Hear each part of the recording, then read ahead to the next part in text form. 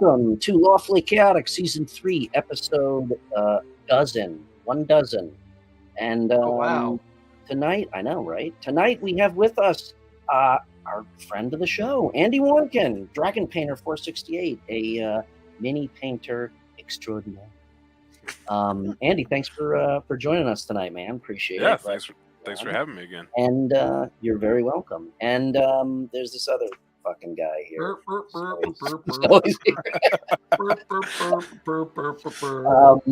My very good acquaintance, Jason Baldrick from PTRPG Academy, my partner in crime. Welcome, guys. Yeah. I think we're just 3 miles. You're never late. Am I late? I'm exactly on time when I'm meant to be on time. For you, you're on. For you, you're late. For normal people, you're still early. I think we're going to be talking about a whole bunch of stuff tonight, but mainly, Andy, you got a surprise that I've been waiting to see. I know it's not fully completed, but yeah, so I'm excited. Whoa, surprises! Yeah. In a minute. Yeah. You should chat with me more on Instagram there, Jason. Yeah. I should probably pay attention. so hard for me to pay attention. You're right. Hey, I get it. You know, you're a busy person, so short attention span. Before that, do we have any announcements, Jason? Yes, I have completed a deal with the Hungry Dragon. I will be doing a premium game table on site at their store every Saturday evening, starting in June when they open up the cafe. That way they can develop packages for when people want to come and play in the one-shots.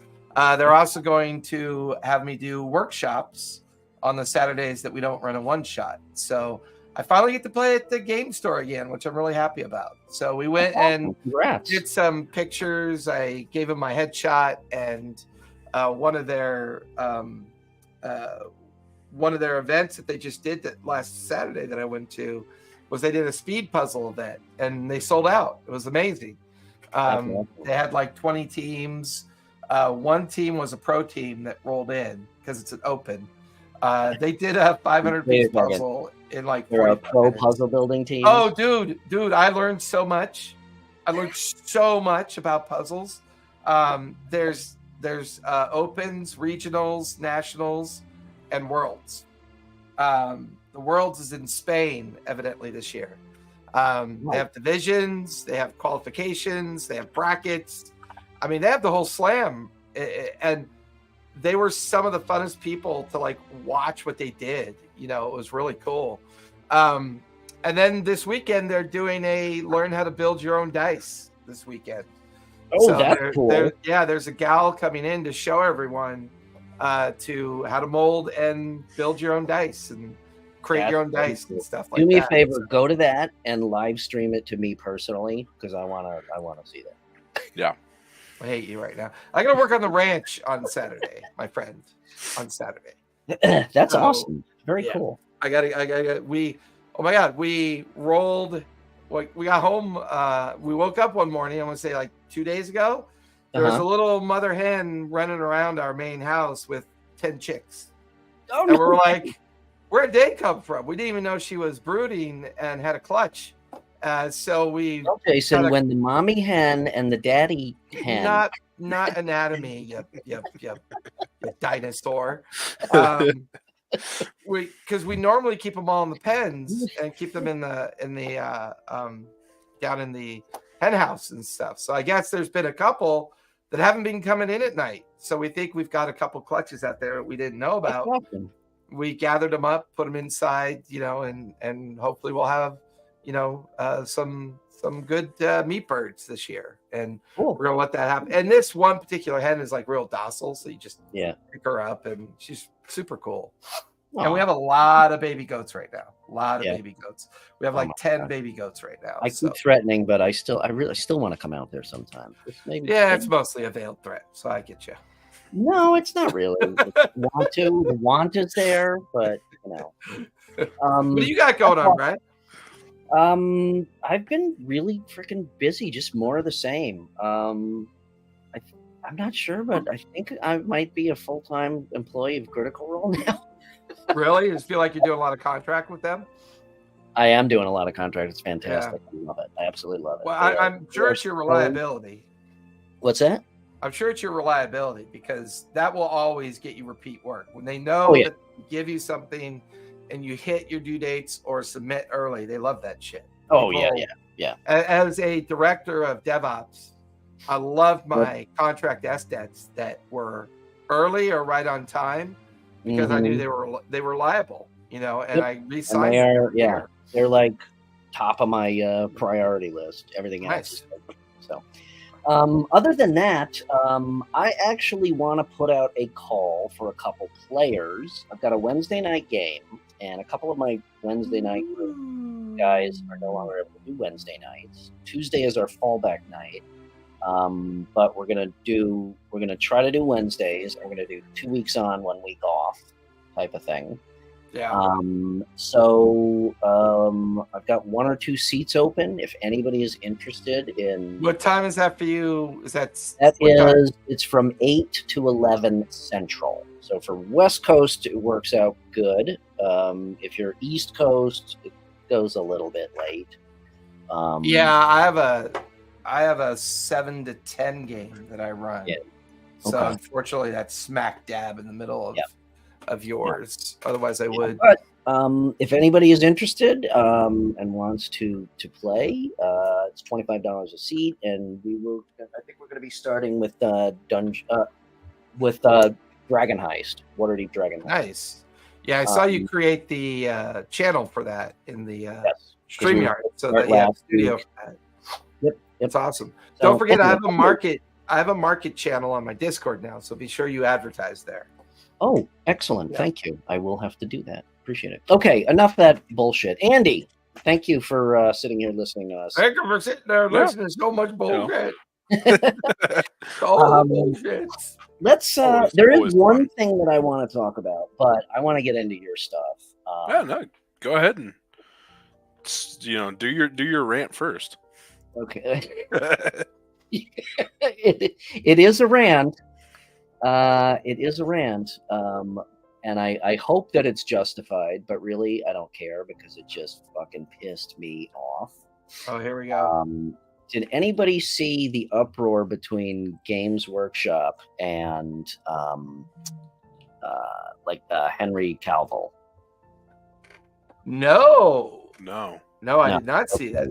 So, Rat cat. So, that Games Workshop, they're coming out. Supposedly, they've been threatening a Warhammer 40,000 movie for ages, right? Mm-hmm. Yeah. Well, I thought they had like this whole project idea built. They do. Yeah, they do. And Henry Cavill, because he's such a crazy Warhammer 40K nerd, is going to play the lead. And I mean, he is a super 40K nerd. It's kind of funny. Yeah. He builds and paints his own armies. Yeah. Yeah. If you ever get a chance, go to YouTube and look up the Ellen DeGeneres one. No, sorry, not Ellen. Who's the other talk show guy? Colbert. Not Colbert. Kimmel. Yes. If you go look up 40K Henry Cavill, Jimmy Kimmel. Okay. There's a 10-minute segment, and half of that 10-minit segment was him talking about his 40K armies. Okay. Yeah, it was pretty crazy. Awesome. Pretty crazy. Yeah. So anyway, and I'm going to keep this somewhat short. It's just, it's anyway. So yeah, he's a huge nerd. He plays the Custodes army, which is like the personal guard of the Emperor and whatnot. And for those of you who don't know, I think a lot of people do know, 40K is an exceptionally detailed game. As much as I hate Games Workshop because they just fucking rape you over the coals to buy their shit, their business model is phenomenal because people still pay it. And, at one point, the game has always been based around miniatures, but at one point, not in the too distant past, they basically, made it where, what you play has to be represented like 90% accurately by your miniatures. Okay, so it's to get you to buy a shit ton of miniatures, right? So people invest thousands of dollars in a particular army, and people are very, very passionate about it. I don't buy any Games Workshop stuff anymore because of their pricing. I even stopped buying their paint because even that is 4 times the price of Vallejo and Green Stuff World and shit. Yeah. Which we'll talk about later on. But so anyway, and I might catch shit for this, but like I said, I really don't care. So Games Workshop, along with Amazon, okay, the impetus may have come down from on high from Amazon, that they wanted female representation in the Custodes section of the game. I don't know what that sentence means. They wanted, so the Custodes in the game, and I feel ridiculous even talking about this, but there is a larger issue at hand. The Custodes are all males. Okay, so it seems. So are Space Marines. There is an army called the Sisters of Battle, which obviously are all women.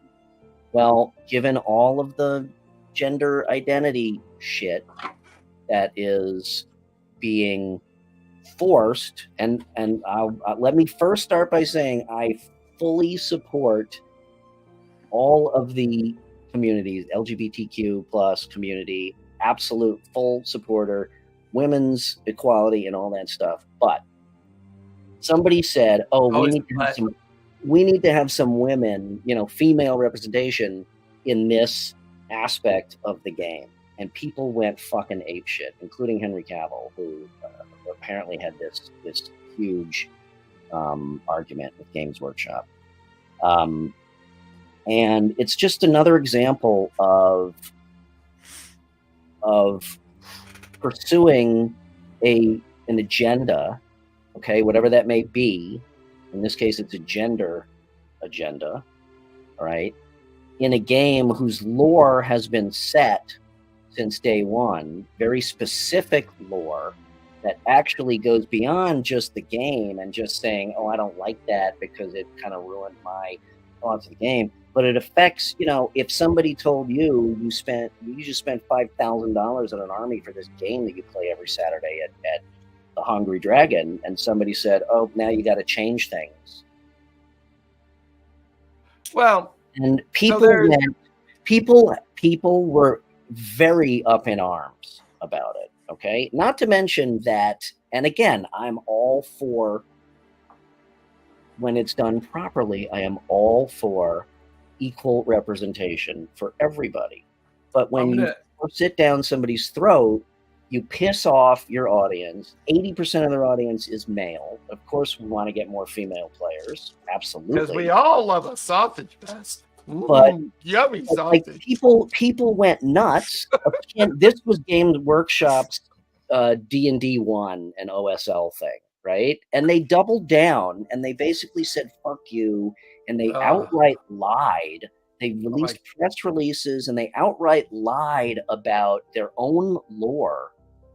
Is this C-SPAN? I'm confused. Okay. Well, first of all, I'm going to completely rip everything you said apart. I'm going to rip everything you said apart. Okay. So another example. First of all, okay. let's put one thing out on the table. Mm-hmm. Lore is a 4-letter word. Okay? Lore is not a possession. It's not something you own. It's not something you get to buy. Lore is a 4-letter word that describes a very kind of consistent story over a long period of time. There is not a lore police that has a gun to your head. Dude, I know that. Hold on. Your most effective weapon is your money. If they want to go down a bad trail, they're an independent company that is free to do that. If they want to evolve and develop a new product line to capture more capitalistic profit gain, and people are pissed off because they're destroying the lore. You're not telling me anything I don't know. All I'm saying is But it's another example of it's bad not even a corporate good leadership example. making shitty. The best example of how bad Games Workshop is this great video I watched, and I'm killing myself that I didn't take a proper note of it. I've got it bookmarked, but I don't want to have to go dig it up. This guy spent 3 years building the perfect workshop tournament army, right? Took him 3 years to build it, but then they came out with a whole new set of rules and product that said you can't use that army anymore. Now, that's a different problem that's more like tangible. That's a very specific problem that says, don't worry about whether or not it's a hot chick or a hot dude in the Space Marine armor, because guess what? It ain't gonna make a bit of sense if all your armies are outdated. I know, and you're not telling me anything that I don't know. But it just struck me. It was more about how they handled it, which was they doubled down and they actually lied to their consumer base. They said, "No, you didn't read that right. It's always." Help me with that part. I said they released press releases and they said, like, you know, oh, this was never meant to be this way. You misread that. It was just, I don't know. It struck me as another. We don't need to harp on it because Andy's. We're harping. But there are harpers everywhere. It struck me as another, you know, corporate fucking, you know, mess. You know what I need to do? I need to send you an image of the South Park member berries, and we need to make that a video rant overlay. Remember Stormtroopers? I remember Stormtroopers. Okay, Jason. Know how you feel about me. It transcends into something, and then we'll jump over to Andy and let him have the other half of the show. But you actually bring up a super interesting point, and that is he's bored as fuck. So there've been some articles out lately that Candela Obscura and Daggerheart's struggling, right? There's some struggling out there. Struggling from finding traction, finding players, finding an audience that can understand how to use it. And I think your point about GW's twisting of lore and how they're using the lore to change it and make it something else so that they could provide an inlet for other people to come enjoy the game, right? Well, Daggerheart and Candela Obscura have a serious problem. There's no real lore attached to what they've built other than what they put in the core books. You know, if you look at all these alternate systems that roll out, Pathfinder didn't do well because it brought up new lore. It did really well because it capitalized on 30 years of D&D lore. Right. GW does really well, not because they make a great product, because it's a shit product. They do really well because they developed and evolved this amazing lore around their product, right? And then they go and change it based that's on outside factors that should have no. You're just going into snowflake territory there. I mean, no, they own it. They can do whatever they want. Territory. Huh? Okay, never mind. I get what you're saying. I want to see Andy's surprise. I get what you're saying, but the fundamentals of business, Warhammer doesn't care about people like you and me anymore. They don't care. No shit. They don't care about us because they can't monetize. What we view anymore. So they have to come up with. So my point is, this is another, like, we're a corporation. Fuck you. We don't give a shit. Well, if you're not making money off of someone, I kind of agree with them. Fuck them. I mean, they are making a fucking mint. And they're going to make a mint. This has nothing to do with making money. They're going to make a mint off 18-year-old. This has nothing to do with making money. This has to do with somebody at Amazon said, by the way, you need to do this if you're going to be on our. I don't know. That's some boardroom spy shit there. I've got to listen to your tapes if that's true. All right. Well, I have the tapes from, and in fact, that boardroom meeting was at the Watergate Hotel. Strangely enough. Okay. No, but I had been reading a lot of articles about how Candela and Daggerheart was kind of struggling to find traction, And it really got me to thinking when we started talking about Shadowrun, Yeah. D&D, and like all these games that seem to just kind of organically live off the lore. Yeah. You know, mechanics and systems can come and go as long as it, you know, gives you the playground of the lore. Mhm. And I'm kind of intrigued on how you solve that. Like, how do you create new generational lore other than at the beginning, right? Just because they haven't done it yet, does it mean that they don't know how to do it? I don't think so. I think we should table this. I think this actually. I want to keep talking about it, but I think this should be its own show, apparently, because Maybe. I don't know. Okay, so Andy, Yeah. Hi. There's somebody behind you with a I think we're gun, in a pretty Brian. cat I movie. think they want you to sell their Girl Scout cookies behind you. I'll sell Girl Scout cookies. I got no problem selling Girl Scout cookies. I'm amazed that you'd sell them without eating them all first. Andy, what are you gonna do? He's gonna sell them, but well, so The empty boxes. I've been printing a whole bunch of stuff lately on my FDM printer. I had a weird failure today. The build plate actually like completely fell off. An Something FDM got printer, caught. that's a filament printer, right? Yeah. Okay. It got caught somehow and busted the build plate completely off of the printer.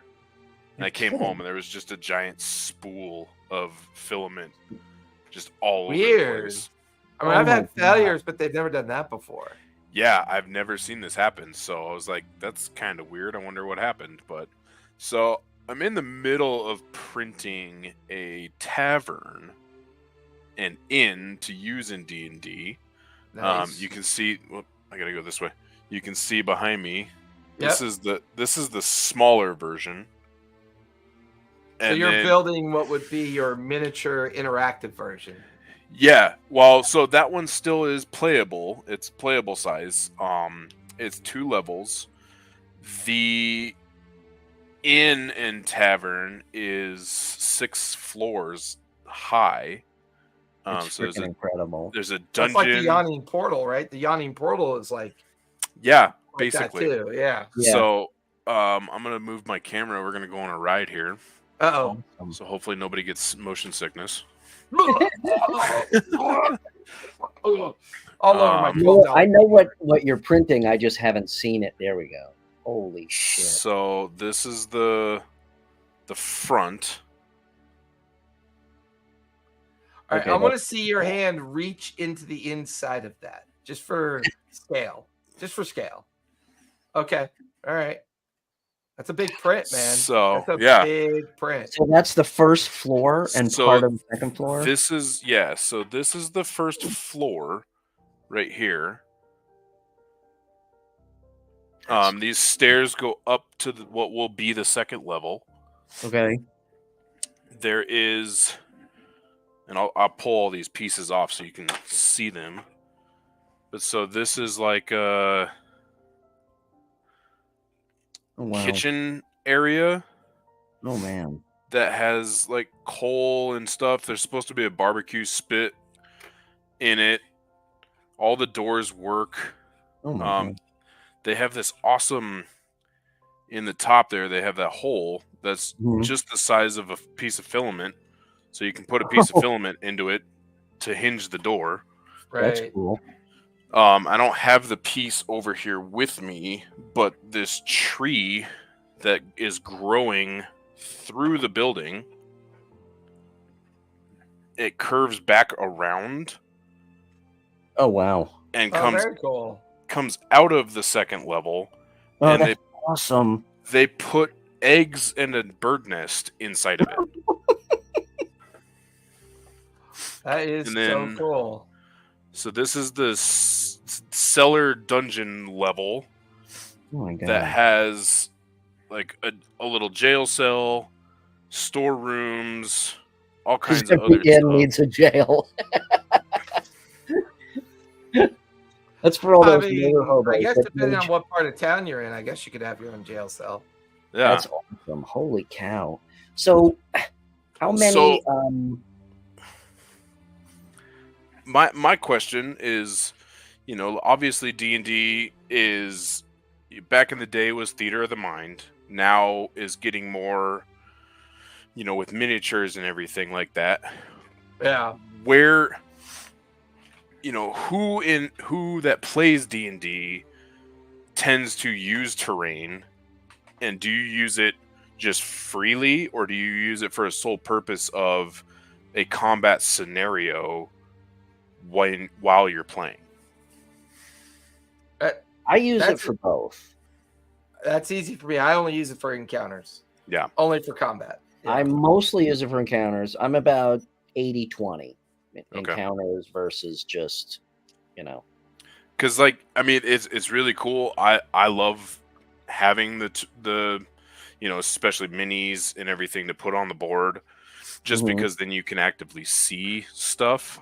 This last session that I played with my group, we did all theater of the mind, including combat. Okay. Which made it a lot easier on my end. Yeah.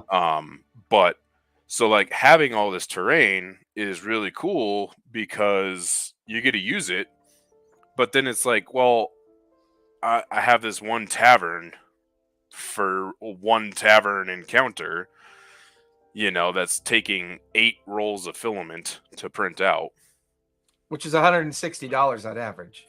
It was about 125. Jesus. So that means you care about the quality. I don't really give a shit. I pay like $18 for my filament. I found a deal with Creality brand filament for a 2-pack for like $18 on Amazon.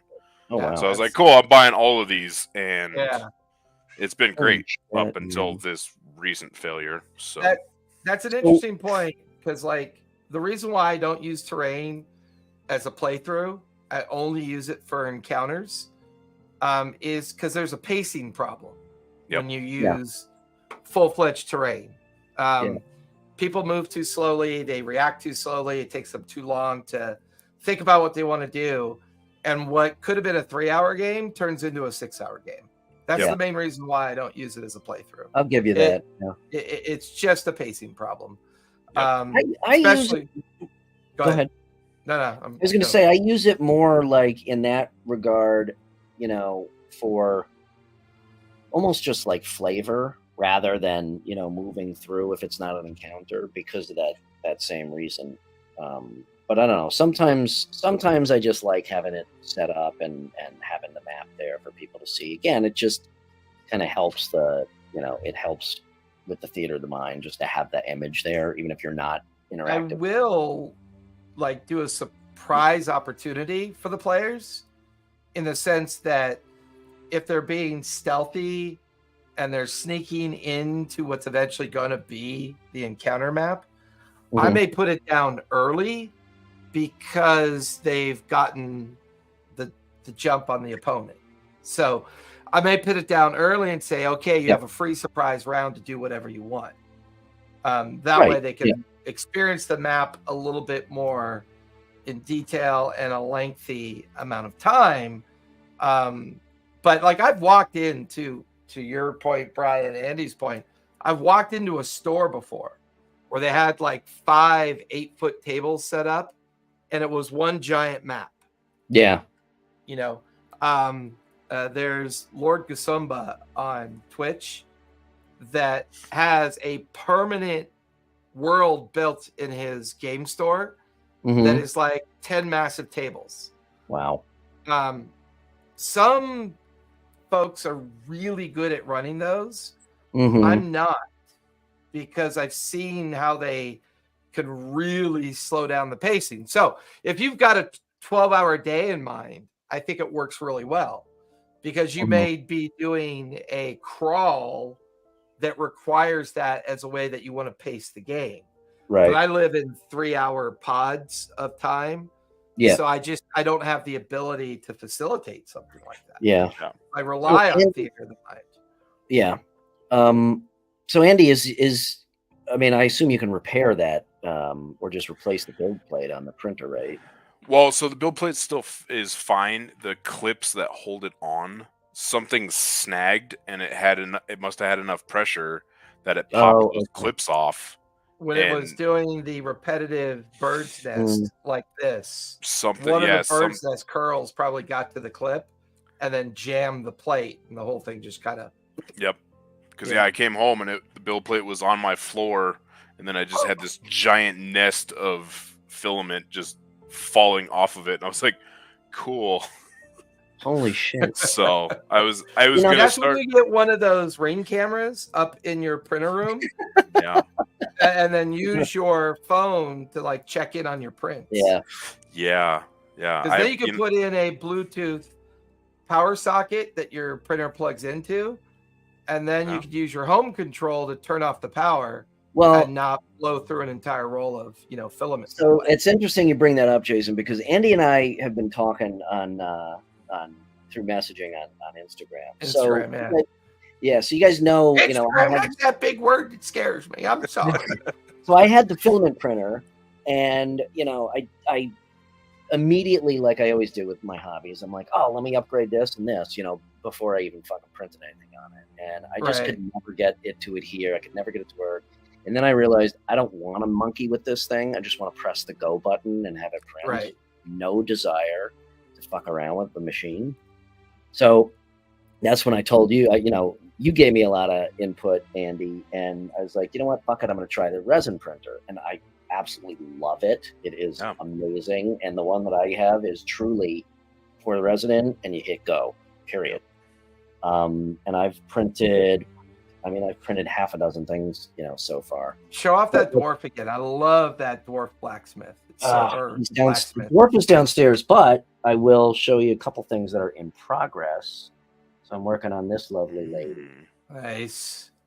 Look at the rib meat on that one. That's pretty cool. Wow. I got this Eldritch Knight, which is really cool.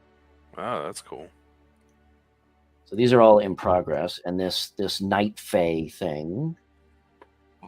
Oh, that's cool. You're doing a lot of bust work these days. That's pretty cool. I am loving the busts because it is such an awesome palette to paint on. This guy, I can't. You can sometimes turn busts into terrain, so that's kind of cool to do that. I'm waiting to start this guy because I absolutely just love this figure, and I'm really putting some thought into how I'm going to paint that up. But we should make him the gentleman. They are so awesome for a palette to paint on, and I've gone apeshit with Green Stuff World. I've got a whole mess of their inks, transparent inks, dipping inks. I'm using my I'm using my airbrush more, which is freaking phenomenal. So I'm really enjoying it. I just bought a new compressor for my airbrush. Nice. And it is awesome. It takes forever to fill up, but once it's full, it doesn't run like my old compressor. It would just, the minute I'd hit go, it was just constantly running until I stopped airbrushing. I had one like that. I have one with a tank. It's maybe like a 2-gallon tank or something like that, or I don't know how they measure it. So I can brush for like 10 minutes before it refills. But so this is one that one of my players did for me. Oh, that's sweet. She's really, really good. This was only 10% of her effort. Yeah. Because she has physical disabilities, so it's hard for her to focus. That's fantastic. To do it. But basically, it's an avatar version of Therazum from one of the 9 Betrayer gods. Okay. And it was a centerpiece in the finale of a 2-year campaign. Yeah. But this is a resin print, so this is what I want to get to at some point.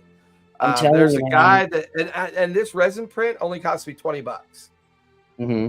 I bought this off a guy who runs a little pop-up when I go to my SCA events.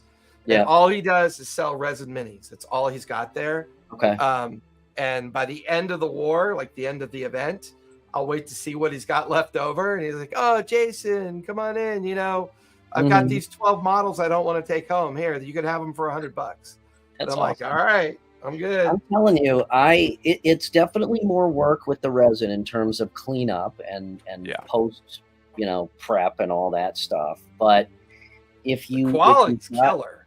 if you've got a system, it's not really that tough, and it's just the quality is just unfreaking believable. The funny thing is, though, Andy, I think I told you this.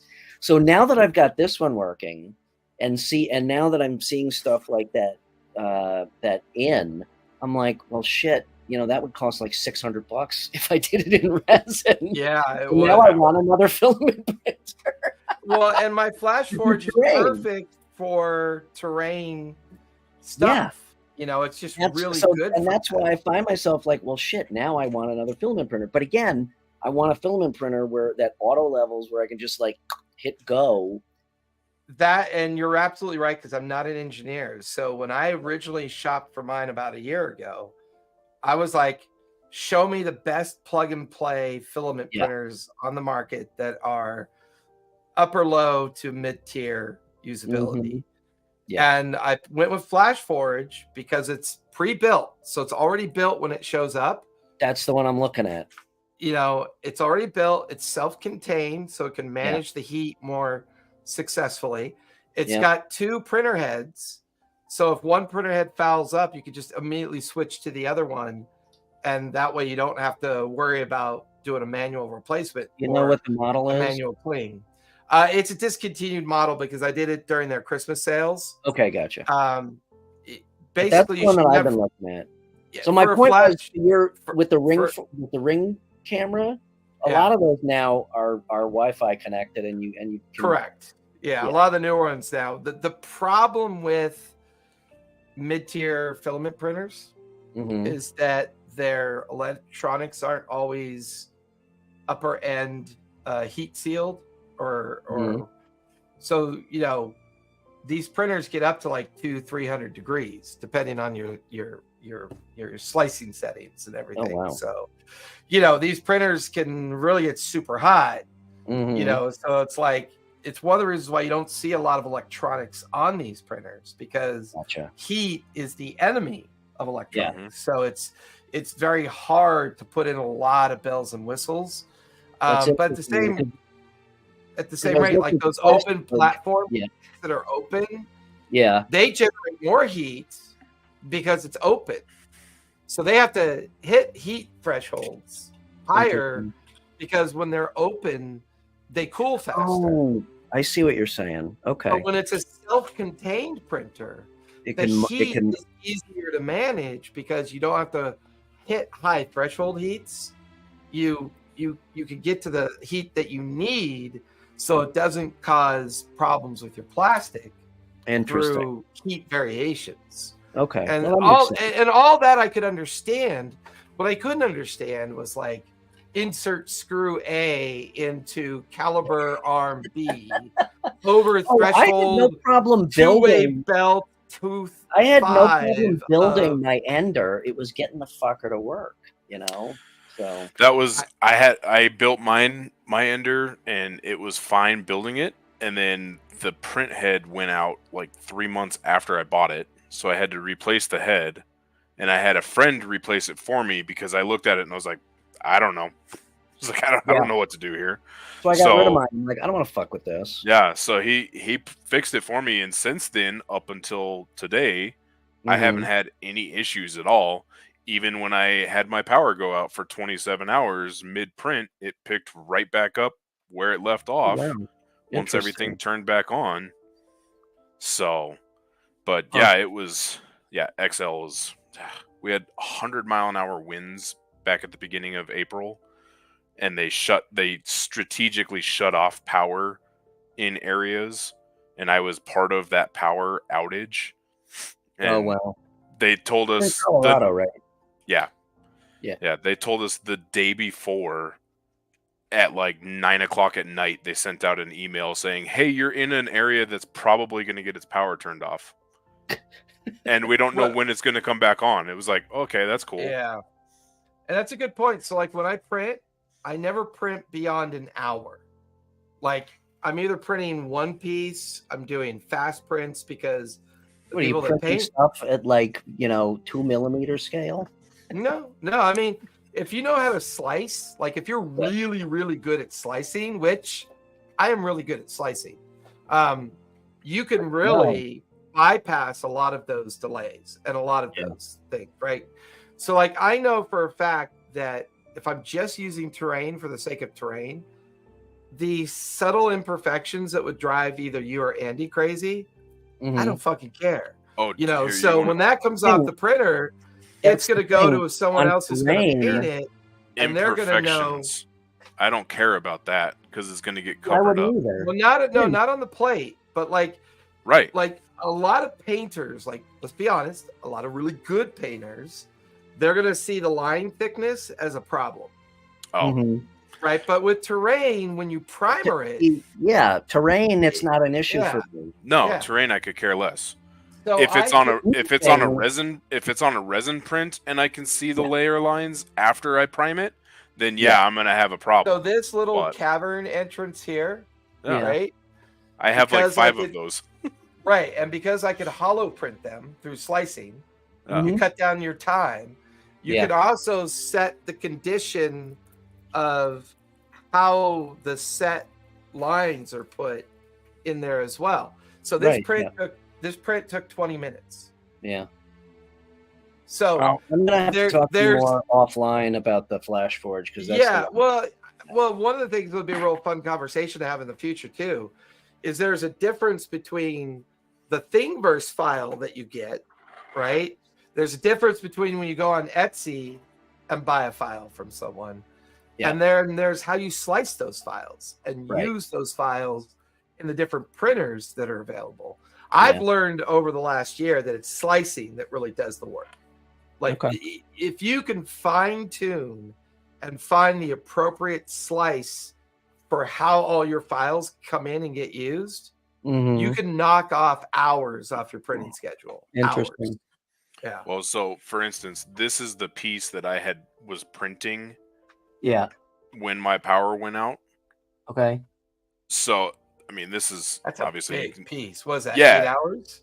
No, this was 60 hours. Jesus Christ.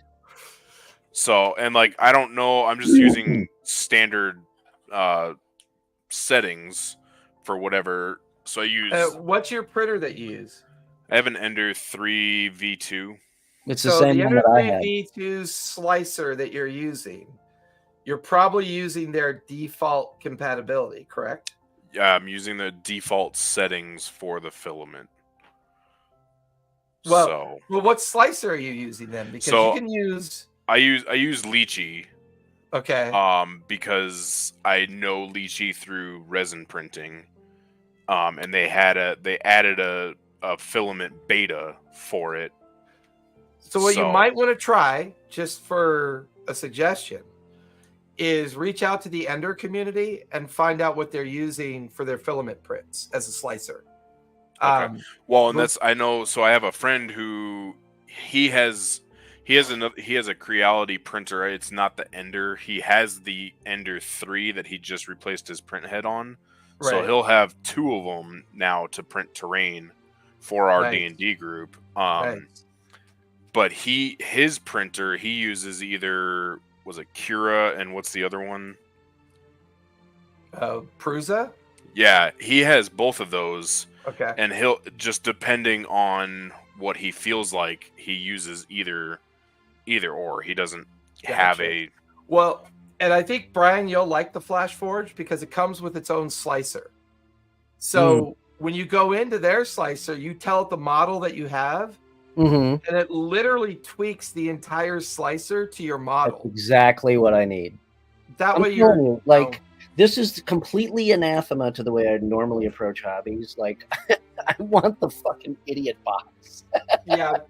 So, like, for example, here, I've always wanted to do a full-blown wall castle town, you know? Yeah. So this is one of the segments, right? Okay. It's also, compatible to be substacked with other segments. So this piece here, which is the rampart, that was 25 minutes. Jesus. And then this piece here, which is the segment, was 1 hour and 10 minutes. Wow.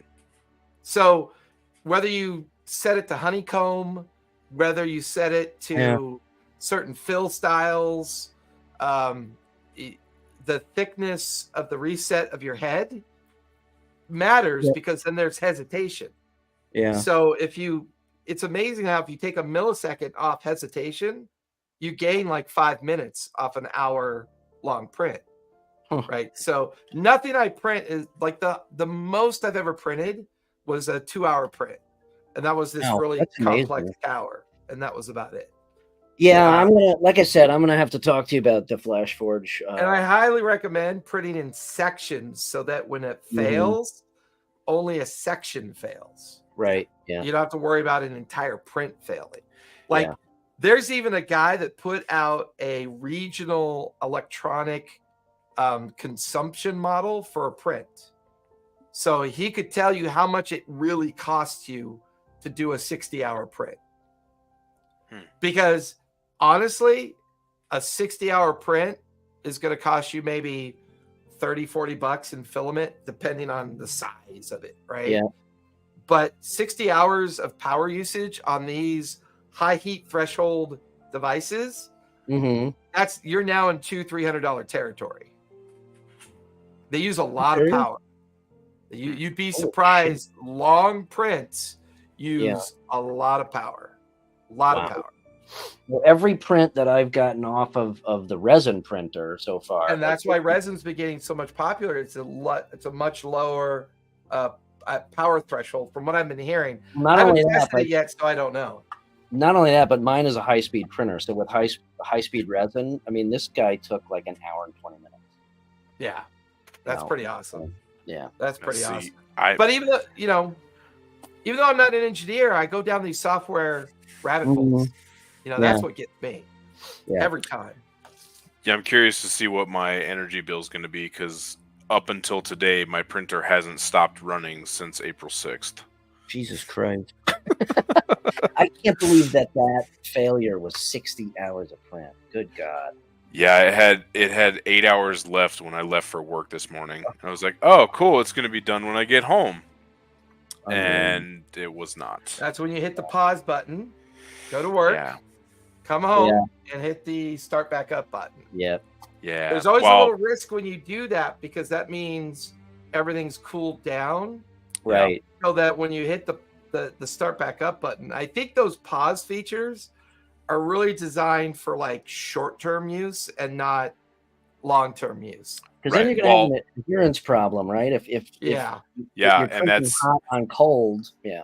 That's what happened with this. You can't see it, but the corner is just slightly off in one section because of it getting cold when the power got turned off on me. Yeah. And you could see the two corners popped up, and it was like, okay, so like when it heated everything back up and started going, I just kind of held with my fingers for a second until it stuck back on. And then it's pretty level, but it's not 100%. Well, and that's a really good point, because I learned a lot about when they talk about your print bed, the further away from the center, the less you can control the heat. Yep. So when they tell you the size of a print bed of what you could print, that's all a bunch of bullshit.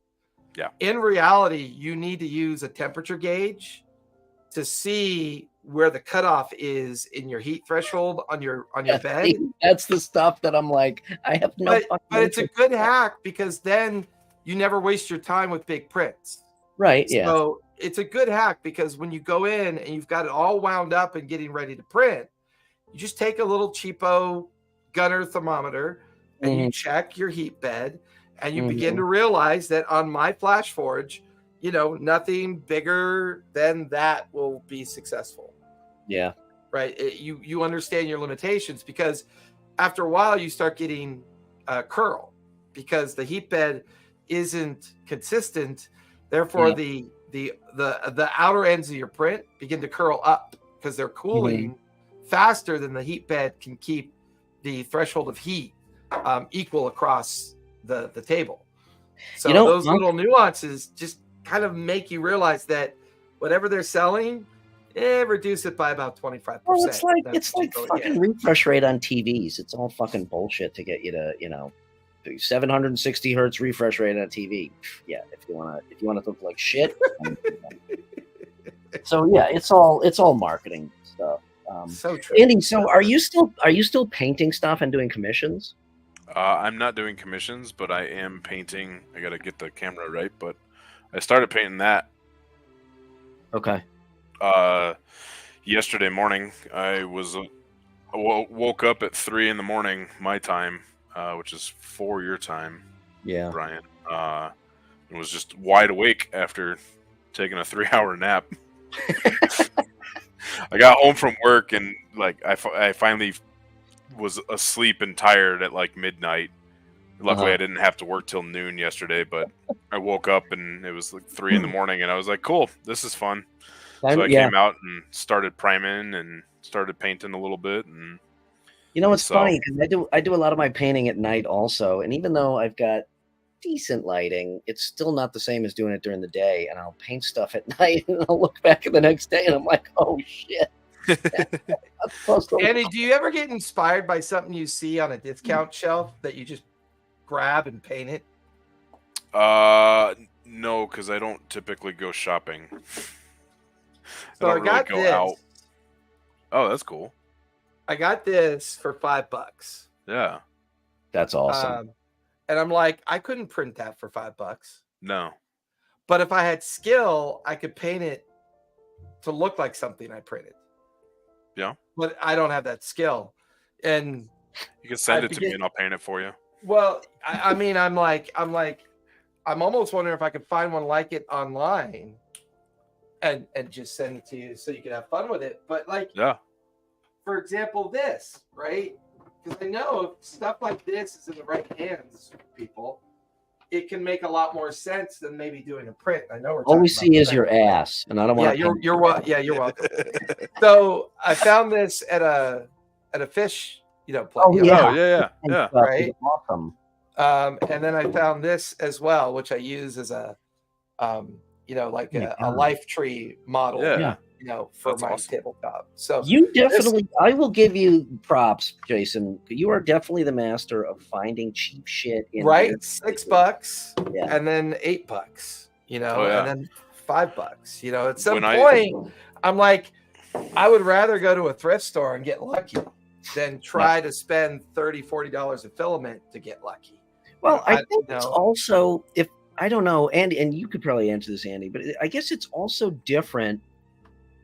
When you print stuff to paint specifically, like all of these things, I print that because I want to paint it and I want to continue to develop my painting skills. But you're right. Like, even if I did get another FDM printer and printed a big cavern, do I want to spend $125 to print a piece of terrain, that I'm not going to spend the time painting it like I paint a mini or a large scale mini, so I get that, Yeah, and that's like, for me at least with terrain, when I'm thinking of painting terrain pieces, like I'm still going to put in an effort painting it. Oh, sure.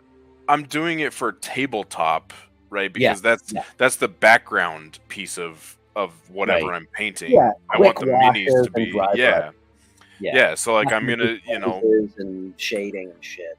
Yeah, like I'll hit it with an oil wash after I'm done with where I want it to just get it a little dirtier and make it look better. But I mean, it's not going to be. This was kind of a fun one. It's an interior cavern piece with someone wrapped in webbing hanging upside down. Oh, that's awesome. That's really cool. And I like this one because even if you screwed it up, you could use the what they call it, the when it fibers over itself sometimes, you could actually clean it up a little bit, melt it with a heat pin and make it a part, turn it into webbing, and make it a part of the model. This was a 10-minute print. That's awesome. And it was my first attempt at a fast print with all the gaps and like different strata in it. But you know what's crazy? I tried to reproduce it and I couldn't get it to work. Reproduce it how? I had used the most current settings of my slicer based on the software packet that had been released. Oh, you mean that was in an STL file? Correct. Oh, okay. So Gotcha. when I took that STL file and ran it again 6 months later, it didn't come out as well.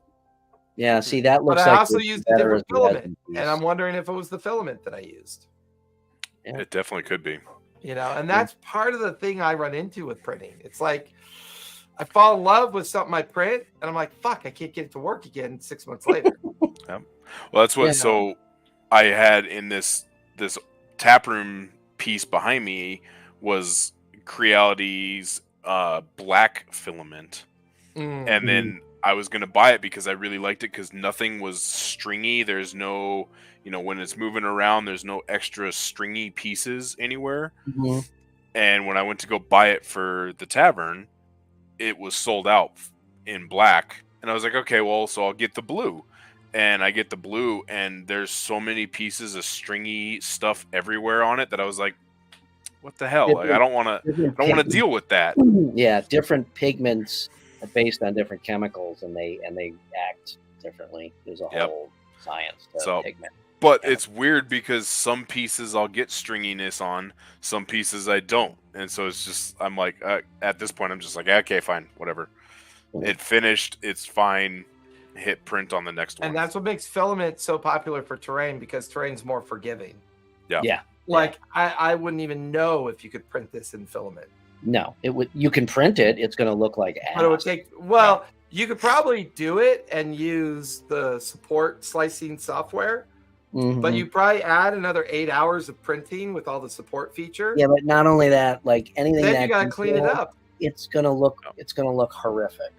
Well, you could. So there's a bunch of people. A friend of mine sent me a video, like people who use filament printers for cosplay stuff will mix UV resin and baby powder, and that fills in all of those layer lines that you get from filament printers. Yeah, I've heard some people talk about that. Interesting. Yeah. So like it's really cool because I'm like, okay, cool. I kind of want to do some cosplay stuff.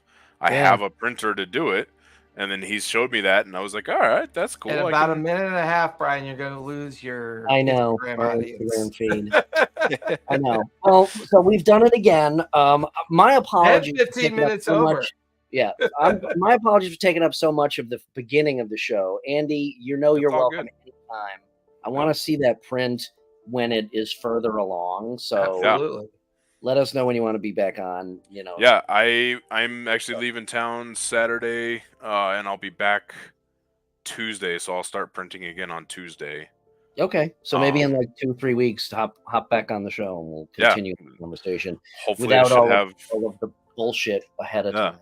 Hopefully, I should have like level 3 and 2 and 3 done by then. Okay, well that would be awesome. That would be awesome. So yeah, my apologies for I didn't expect to eat up so much at the beginning of the show with that bullshit. So my bad. All good. But thank you for joining us, Andy. As Absolutely. always, it was a pleasure. And remember, Brian, shit. TBK. Oh right. Do you know this, Andy?